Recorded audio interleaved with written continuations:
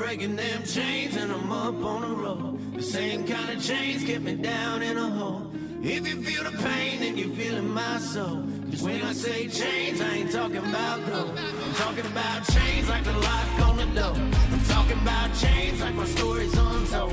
I try to make change with the life that I own. So when I say chains, I ain't talking about gold. Eli, what's going on, man? Yo, what's up, buddy? How you doing? I'm doing great. I'm always great because we have an opportunity, but today's a little special, man, because I'm just a super fan of this superhuman. I'm going to get to his name here in a second. All right. And he better still be on mute because he's going to humble himself and cut me off with his intro. And that ain't going to happen, but he is a performance coach. He's an author. He's a father. He's a good friend. He's a guy I got introduced to through a mutual friend. I'm nobody, let's be clear.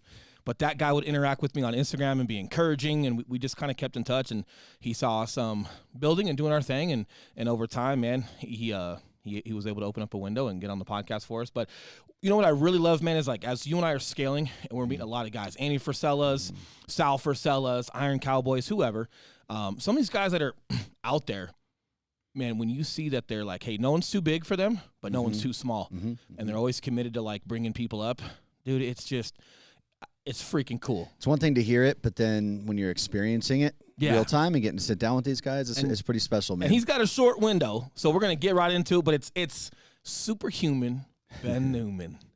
Ben, what's up, my man? Come on now with this superhuman. Let me just settle this thing down. Let me just settle this thing down just a little bit. My buddy Will here, for years, we've been talking about making this happen, and I appreciated you from day one when you reached out. You know, Gavin connected us, which was absolutely awesome. But here's what I want to share. There are men and women who are tucked away in nooks and crannies in this world right now, fighting for myself, my family, and every individual in the United States of America to have the opportunity for us to choose to go out and attack our days. You are one of those individuals that served our country. A lot of Americans, they don't want to talk about it. They don't want to think about it, but they are tucked away in nooks and crannies. The media doesn't even know where they are, and the media couldn't even handle knowing some of the things that they're currently seeing.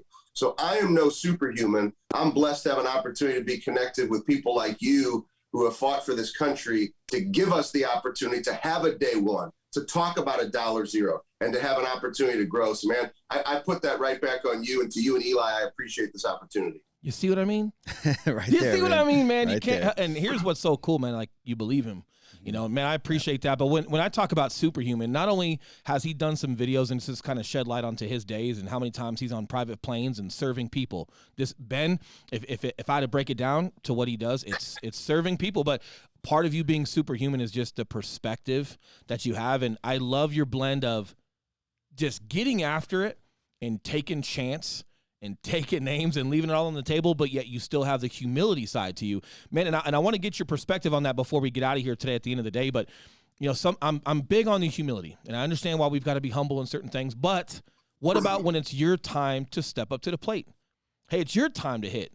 How are you taking chance? Are you taking charge? Do you have confidence, and are you getting after, getting after it with your day, or do you kind of like remain in that humble state where you're not necessarily creating impact either way? But that's more toward the end because I know you probably speak to a lot of athletes in that. But just to give a rundown of some context, Ben, if you wouldn't mind telling people just from the entrepreneur side where you started as far as your profession, and if you could try to take us through the narration of what you did prior to, if you guys are watching the video, quote unquote, Ben Newman, and then where did that profession turn into away from like a career into this calling, into what you're doing now and how it all formulated. And I know you've got several different businesses that you've got, and you're helping other influencers and public speakers get out there. So, man, would you mind just talking to us about like the literal day $1 of your career, and then how did it branch over into this calling?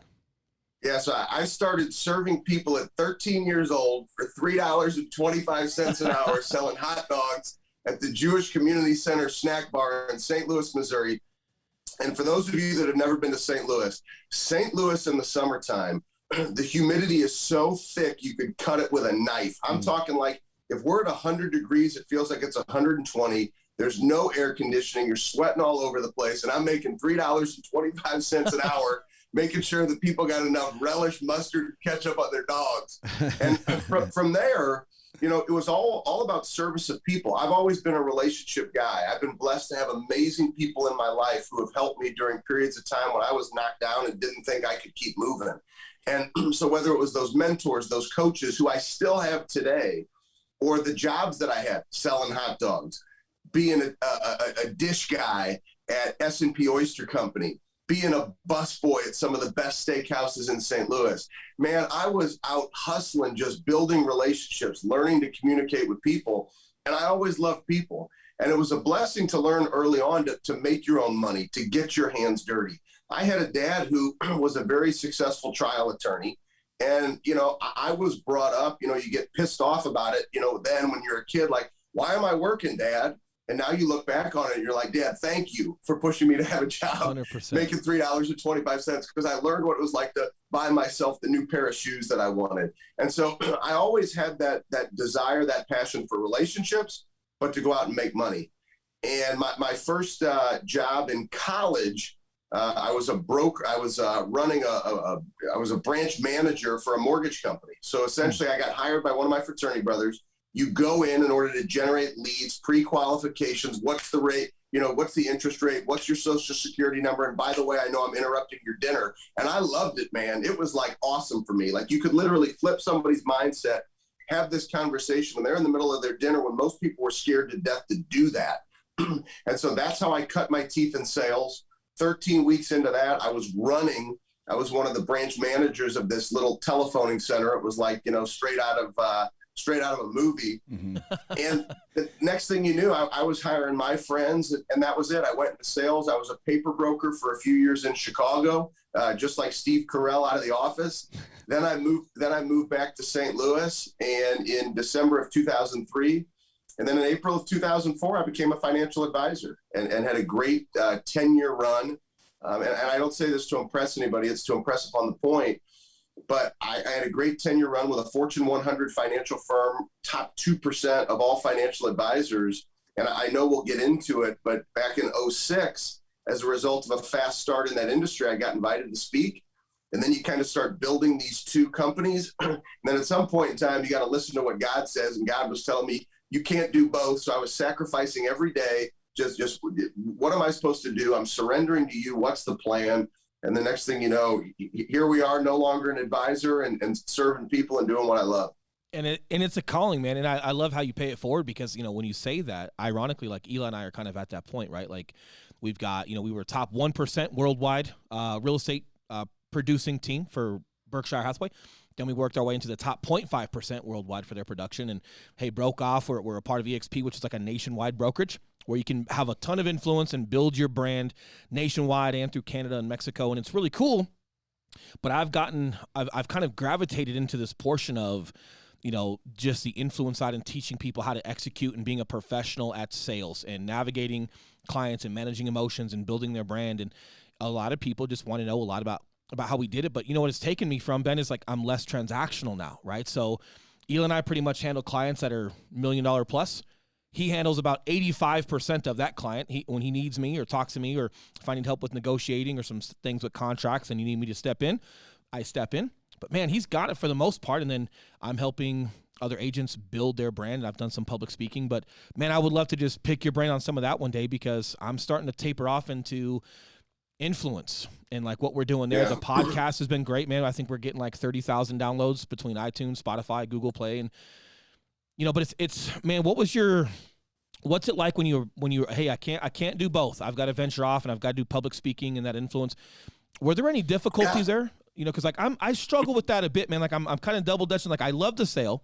I love being around the clients. I love pushing that, but I also know, hey, my new client are brokers and other small unit leaders within our industry that just need help. And if I can help them, they can influence several agents. So my impact I know is greater with where I'm tapering off, but man, like there's still like this peel away that becomes difficult at times. Well, first I would encourage everybody listening, and this is for you, and it's a great reminder of the support that I had and the mentors and the coaches in my life that kind of, push me to believe even more in myself. Getting off to this fast start in financial services. And once again, I don't say this to impress anybody. It's to impress upon the point. you're performing at that level. I mean, you're making, NFL type player checks and money. And, people thought I was crazy for even entertaining the idea to leave. And you start to realize, like, we only live once. We live once and we've got every day. So you might as well make the most of every single day that you have, because you never know what else is going to be there for you. And if you have a dream, you got to chase that dream and recognize where you are right now might not be the final chapters. They might just be crucial chapters of the future story that you're writing, or you're solidifying the foundation. And for me, I was solidifying the foundation. And I remember back in 2010, I had started to grow both. So in 2004, I became an advisor. 2006, first time I was ever hired to speak. There was a little boutique firm up in Chicago, and they called me up 26, and they're like, "We'll pay you $500 to come and speak, and we'll pay all your expenses." I'm like, "Damn. That's a thing? Like, you'll pay me to like come and talk to you?" All right, sure. Like, I'll go do that. And so you kind of fell in love with doing that, and then you're growing both, and then you start writing books. And then in 2010, I remember people used to always ask me, like, "Do you think you'll ever leave being an advisor?" And I love being an advisor because of the core of my heart, how I grew up, the adversity that I'd been through, life insurance putting me through college, having watched my mother pass away from a rare muscle disease 11 days before my 8th birthday. And so you had all this fuel to want to be in that industry. And I would tell people, I'll always do 50%. And then one of my coaches, I still have 2 coaches to this day. I read books every single day. I'm far from having this thing figured out. And one of the coaches, Laura Pierce, who's still my coach today.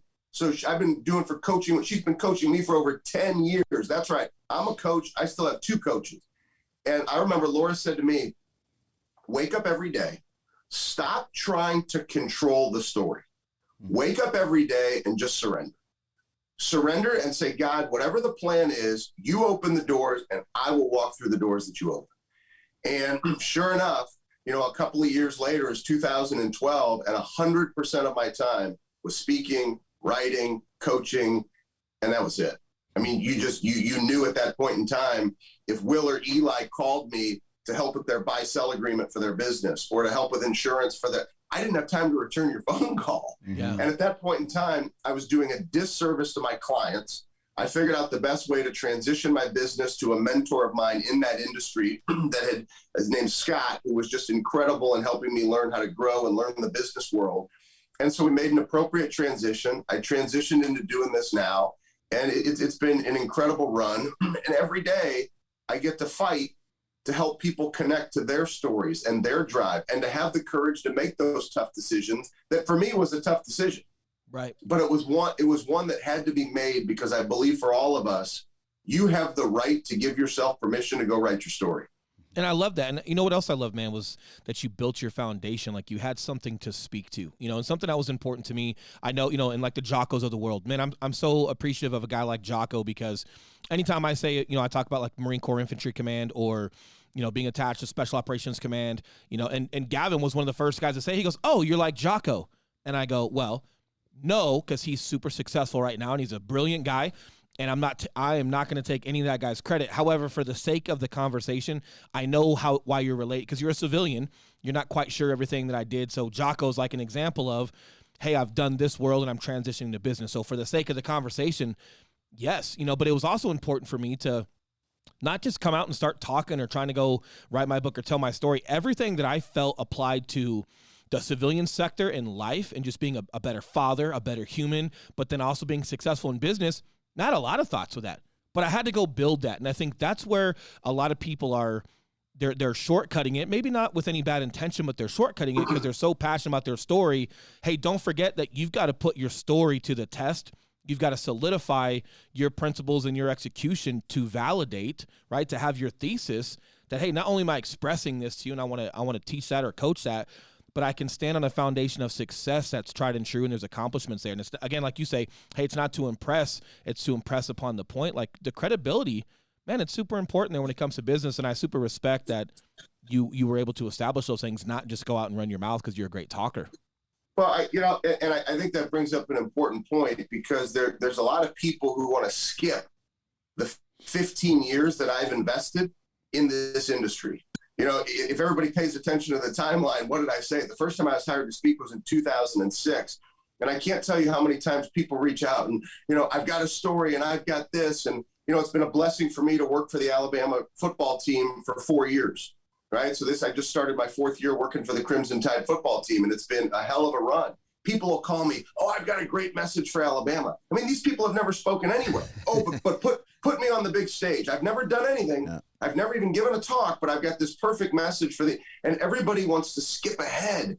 Yeah. And I always encourage people, like, learn where you are. Like, one of the things that I feel like I've been really blessed in my life is that, like I mentioned, Scott was a mentor of mine in the business. I remember when I met Scott, when he taught training back in 2004. And what did I say? Same relationship, same guy is the one I transitioned my business to because he was there for me. My high school basketball coaches are characters in books that I write because they were so important to me. I played for these guys when I was, 17, 18 years old. They're still mentors in my life today. So, to me, people just need to slow down. You've got to understand the process that's going to cause you to be successful and understand there are going to be some stages of your development. If you get lucky and get invited to go speak to Alabama as your first speaking engagement, good luck. By the way, saving doesn't work like that. You got to prove yourself. But, those things don't happen. You have to be willing to put in the time. Don't make it about the money.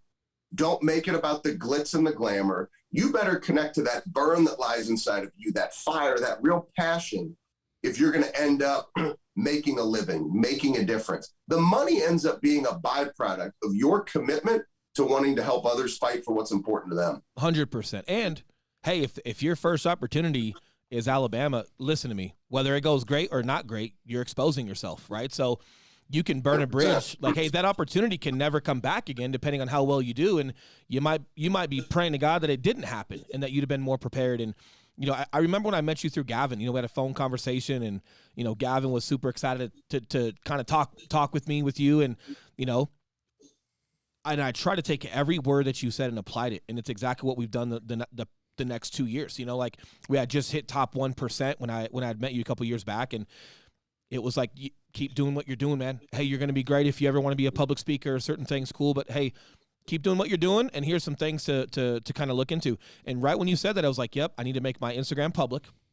I need to start writing more of my thoughts. I need to put myself out there more, and just make sure you're still serving people and executing on the platform and the profession that you're in. And that worked our way up, man. And then before you know it, we're on Andy Frisella's on our podcast.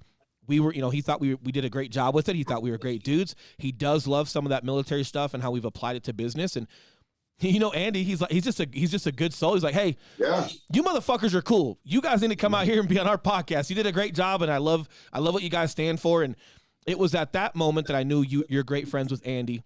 And it was after that successor, it was like, hey, Ben, hey, man, here's kind of like what we're hitting. And I knew that, like, you would see the work that went into play over the course of 2 years, but it wasn't me just asking you for a ton of shit every week or begging you to be on. It was like, hey, you've got to go out and apply. And there's so much power in some of the advice you get from someone, even when it's 5 minutes. Are you looking for it, though? You know what I mean? Like, are you really listening to what people are saying, or are you just hoping to catch a break? And depending on where your mind is at that time, that 5 minutes maybe means nothing to you and you don't know where to go with it. Or if you're listening with the right intention and you're grateful for people speaking to you, that 5 minutes on the phone I had with you, I've been talking to Eli about it for 2 damn years, and it's something that's great. But again, I think it comes back to the work point. And man, so when you first started going into this public speaking and just performance coaching, I'm sure there's some phase of like start over, right? Like, you've got a story, you've got successes, but you're kind of like putting yourself out there in a different realm. Did it go back to cold calling? Did it go back to, hey, I'm going to go speak for free? Like, how did you transition into that type of profession? What was the start over kind of like? And how did you, obviously there's work there, but what was that transition like? And did it go back to some of your roots of building business in the first place, or what did that feel like? Yeah, so as a financial advisor, the company that I worked for had an old leader in the organization named Al Granum, and he wrote a book called Building a Financial Services Clientele. And he studied 1,500 financial advisors and all the daily disciplines and habits that would make that advisor successful. And really, he bled it down to the most important thing in my eyes was your ability to pick up the phone every single day and to have an outbound voice out to the world. I'm open for business. So I call them POCs, points of contact, text message, emails, phone calls, a POC. And so in order to build a financial services practice, I had to hammer my POCs. Mm-hmm. So when I started making this transition, it was easy for me to say, well, if I work to build a business here, and this is also a numbers game, I just need to let people know I'm open for business, I need to have POCs in this business. So I started the POCs. I honored that commitment every single day. Doors opened up for opportunity. And yes, I mentioned I got paid $500 the first time I spoke. There were times after that where I got coffee cups, literally a coffee cup. And I mean, imagine you go to San Diego and you come home and you bring a coffee cup and you try to explain to your wife, hey, I'm going to be the speaker and do all this. And she's like, how did it, well, I got a coffee cup. Oh, but they paid my expenses. Well, them paying your expenses doesn't pay our expenses, and a coffee cup doesn't pay the mortgage. And right. So it's knowing that you have to be willing to say yes in order to build your message. And sometimes I get paid, sometimes I wouldn't get paid. Heck, the first time I ever got back to the Alabama, people think, oh, you just start by speaking to professional athletes. My old high school basketball coach called me in 2011. My speaking was all corporate from 06 to 11. My old high school basketball coach still calls me to this day, Benny Boy. Benny Boy, come fire up these boys. Man, they're underperforming. We're playing the number 10 team in the city. You need to come get these guys right.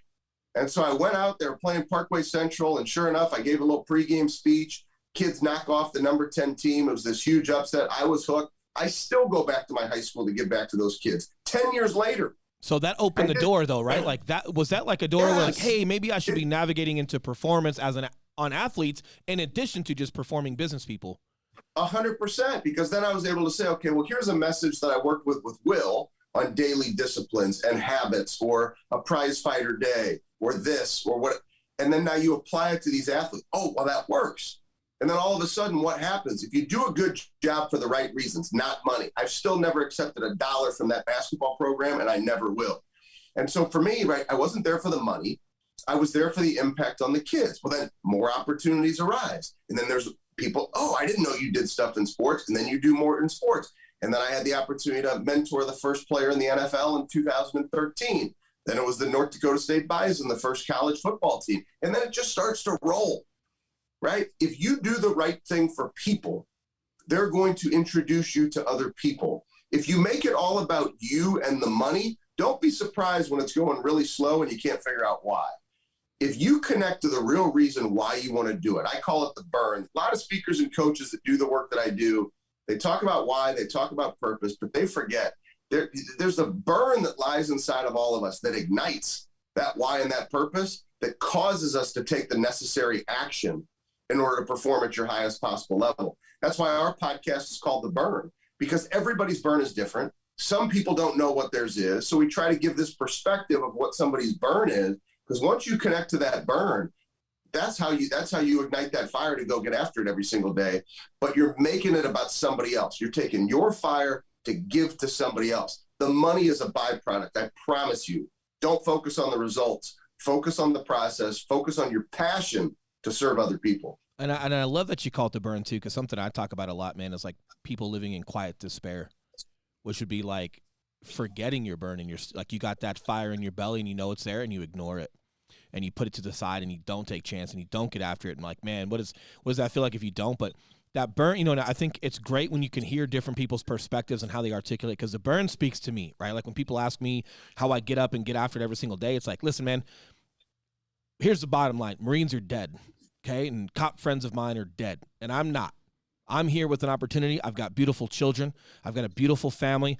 I've got great coworkers around me, and I'm here every day, and I can either do nothing with that, or I can go out and get after it and just try to emulate every person that I idolize, and just have some perspective and run an after action report, with myself every day to like, hey, am I giving it all I got today? Am I making these guys proud? And something that I try to speak to everybody to is, hey, a burn like that, it's hot, because it doesn't get any more real than brothers, like that. And guys just laying down for our country, for you as a brother.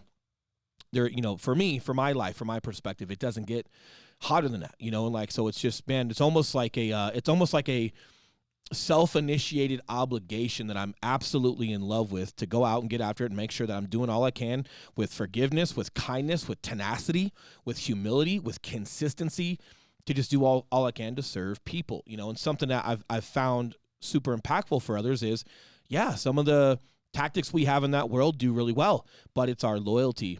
It's our camaraderie. It's a culture that we've created that's been impacting businesses and individuals being around us the most. And I love sharing some of those core values that we have at the highest level, and some of those, like in the Marine Corps or like in SOCOM units. It's fun being able to expose that to others, whether it be athletes or business people. There's a value out there. And the more that I spread that and love that and tell stories, the more that, hey, those guys live on, and the more that I feel like I'm serving a purpose, if that makes sense. Absolutely. But you calling it a burn, it's attractive because it also articulates in your mind like, hey, that's a burn, like get after it. You know what I mean? It's super cool. And if people connect to their right burn, that burn does not go out. There's no on and off switch for it. And when you connect to it first thing when you wake up in the morning, there's no getting back in bed, right? That's your opportunity to own every single day. And watching my mom battle a rare muscle disease, she was given 2 to 4 years to live fighting amyloidosis. Each and every single one of you have amyloids. If you have an excess of them, they eat away at your muscles. So we had 24-hour nursing care in the house. My mom would come to the dinner table with an IV stand to ask me how my day was at school. And I'm going to complain and make excuses when I've been given the opportunity with a healthy body, a beautiful family, and the men and women, as I mentioned earlier, you made the sacrifice for me to have this freedom, and I'm going to bitch and complain and not maximize my opportunity today. No, there's a fire inside of me that you can't put out. And that fire, as soon as I wake up, it is lit, and I'm going to go attack that day. Now, that's my fire and my passion. Everybody listening, I know you have it in you. If you haven't connected to it, start trying today.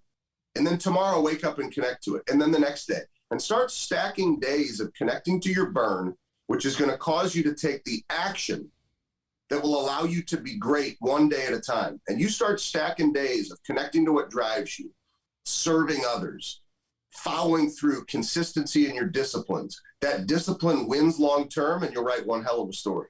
Man, it's powerful, and I know, and I'm watching this Timex. I know you're a busy guy, and you've got 30 minutes, and so I want to leave everybody with this, and we'll do like an outro, and Ben, we'll chat with you for a second after we get off there. But out of all the athletes, professional, collegiate level, out of all the business people that you see, right? Because I think people are super understanding when you're talking about your burn right now. But what are like the number one or top 3 excuses, reasons, inabilities people don't connect, or when they do connect to their burn, they don't actually get after? Are they insecure of other people's opinions? Are they afraid of it? What's the number one you see like in business folks and in athletes as far as like why they're not choosing to connect to that and just go all in with it? Well, I think it's the fears, the doubts, the uncertainties of not knowing what's out there, right? So I can have a vision, but I'm scared of my vision because of something that happened back here. I don't. So we start to protect ourselves. And at some point in time, you have to give yourself permission to just go get after it. Silence the excuses, silence the fears. I have them too. That's why I have 2 coaches. The conversations I have with my fears, doubts, and uncertainties, they don't last very long. It's taken a long time of learning how to control this. But you have to give yourself permission to understand you have 100% control over your mindset. You control it when you wake up. You control it throughout the day. Stop making excuses. No fears, doubts, and uncertainties. And the other thing I'll tell you what the highest performers have in common, they're not seduced by success. Far too often, people, they get on a run. I'm connecting to my burn. I'm following through on my daily disciplines. Hey, these disciplines are causing me to win. And then you go back to, oh, I don't like hearing the word no. And I've had to hear a lot of no's to get these yeses. So I'm going to celebrate this yes for like 3 months. And then all of a sudden you get 3 months down the road and you look back and go, remember that great month that I had? What happened? Well, you stopped working. The highest performers, they're not seduced by success. Doesn't matter what they did yesterday. Doesn't matter what they think is going to happen tomorrow. They attack the opportunity that's in front of them every single day to figure out how much better can I get today. And if they're not seduced by success. And if they're not seduced by success, that probably means they're not heartbroken or devastated by failures then either, right? Like it sounds like, hey, if you're not too high on your highs, you're probably not too low on your lows either, right? And you've got good perspective and you tend to have that poise and consistency. Perspective is the key word. Now I know that there's a lot of individuals who may say, well, gosh, Will's burn is what he saw with his 2 eyes when he was on a battlefield. Ben's burn is what he saw with his 2 eyes when his mother was dying before his eyes as a little boy. I've never been through anything like that. So for you and I, and we wouldn't wish that upon anybody, right? That has given us perspective. That's where I go, right? So you tell me no in business or this, that, or doesn't matter to me. Like, nothing is worse than what I've seen with these two eyes. I'm going to keep moving. So I think for all of us, if you haven't been through the adversity and challenge, think of somebody who's made a sacrifice for you. What did they have to go through to make that sacrifice? And how could you not maximize the opportunity that they've given from the sacrifice they've made for you? You've got to paint that picture and give yourself the perspective that you have got to keep fighting. We cannot waste our days. We cannot waste our opportunities. There's far too many people in this country that are doing it. It's a choice to show up that way. It's a choice. You know, you get cancer, you get a terminal illness, something happens, you got to go take care of your mom and dad. Those are excuses, right? I need to take care of my health. But most of the excuses, they're not valid excuses. People's perspective is off. They're not connecting to what drives them, and their work ethic is far below where it needs to be in order to actually figure out what they're made of. Gold. 100%. I think we'll leave everybody with that. I know we've gone 2 minutes over, Ben. I've stolen 2 minutes of your time, but before we get, before listeners get out of here, Ben, where can everybody? Because here's my thing: we could talk to you for 6 hours, and it still wouldn't be all of Ben Newman. It just wouldn't. There's so much good stuff there. Are there any of your I'm sure all your books are your favorite, but are there any favorite books or your website or Instagrams where people can go and follow you and just grab more of your content? Well, I love, because, being limited on time, if anybody goes to @continuedfight, that's our Instagram, @continuedfight, and you actually send me a DM with the word prize fighter, as a result of, our friendship and you having me on the show, would be more than happy to send a free Prize Fighter Day course to everybody that sends that DM. So just send a DM to @continuedfight with the word prize fighter. And, give us a follow, check out the Burn, our podcast. Every single week, there's a story that you can learn from somebody in their burn and how they show up. And then we're also excited, August 3rd, my next book, Uncommon Leadership, will be released. And I think it's one that will allow people to really understand the uncommon mindset of the highest performers. I'm going to be on his front porch just waiting for like an autographed copy. I'm going to do that. I'm going to have a tent out there like I'm waiting on a PlayStation. I'm waiting on Ben's book. And then we're also going to share that prize fighter hashtag on our stories on Instagram. That way, if people don't listen to this right away, they're hearing it from a day or so later. We'll share this on our story, man. We'll try to funnel as many people over there to get that free content from you. And what a gift. We weren't even expecting that, but what a gift, man. Ben, if you don't mind, hold on for a quick sec. We're going to outro it, and then we'll send you on your way, brother. Thanks for having me, guys. Awesome. All right. Appreciate you. You bet, brother. Day one, $0. We will see you guys next week. You guys have a killer day. Out. This is for my team, man. We out here on the come up. Now you breaking chains with the band name Long Cut. Yo, I never was the same once I rode off the